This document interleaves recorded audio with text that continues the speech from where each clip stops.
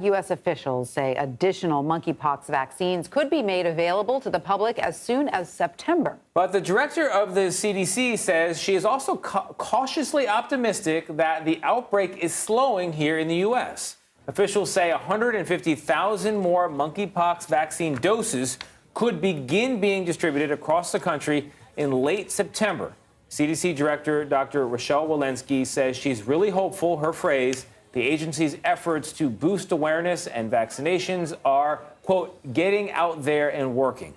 Monkeypox cases are dropping in many of the outbreak's major epicenters, including New York City and Chicago. And joining us now for more on all of this is Dr. Céline Gounder. She is an editor-at-large for public health at Kaiser Health News. She's also an internist, infectious disease specialist, and epidemiologist, and a CBS News contributor. Dr. Gounder, you wear a lot of hats. Thank you so much for being with us. So, the big headline is that monkeypox cases appear to be declining, which seems to be good news. But are you worried that there could be a resurgence once people start taking all those precautions that they were taking once they stop doing them? Tanya, that's the question, is why are the number of cases of monkeypox dropping? So last week, the CDC released the results of a survey showing that about half of men who have sex with men have really scaled back on high-risk behaviors. So, for example, the number of partners, whether they are finding sexual partners through apps. So the question is, are those behaviors going to stick? Are those behavior changes really what is driving the reduction in cases versus vaccination?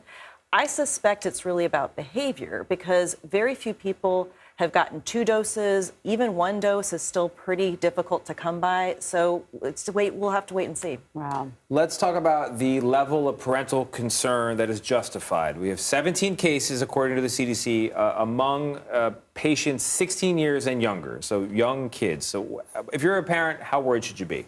So that number of kids represents 0.1% of all monkeypox cases. So this is still very rare. And remember, adolescents under the age of 16, many of them are sexually active. So a number of these cases we're seeing are actually from sexual transmission.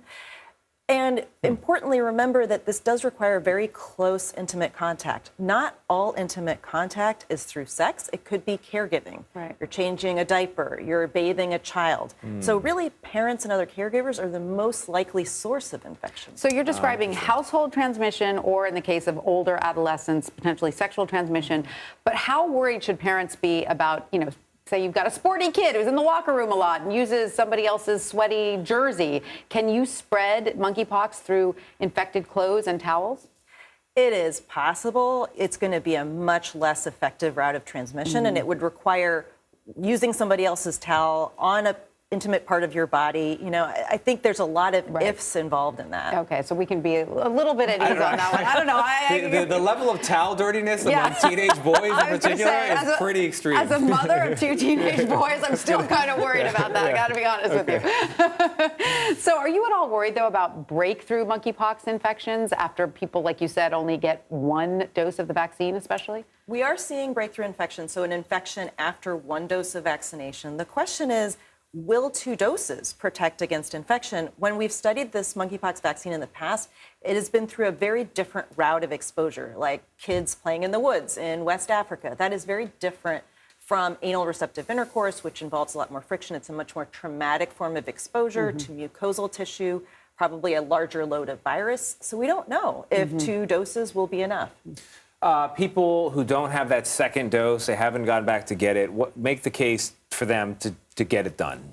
Most vaccines do require at least 2 doses, what we call the prime to get your immune system to recognize it, and then the boost to really boost up that level of antibody and immune system response. We really do think you need 2 doses. No. Otherwise, it would have been a 1 dose vaccine. That's the bottom line. Go back and get that second dose. All right, Dr. Céline Gounder, thank you so much for joining us.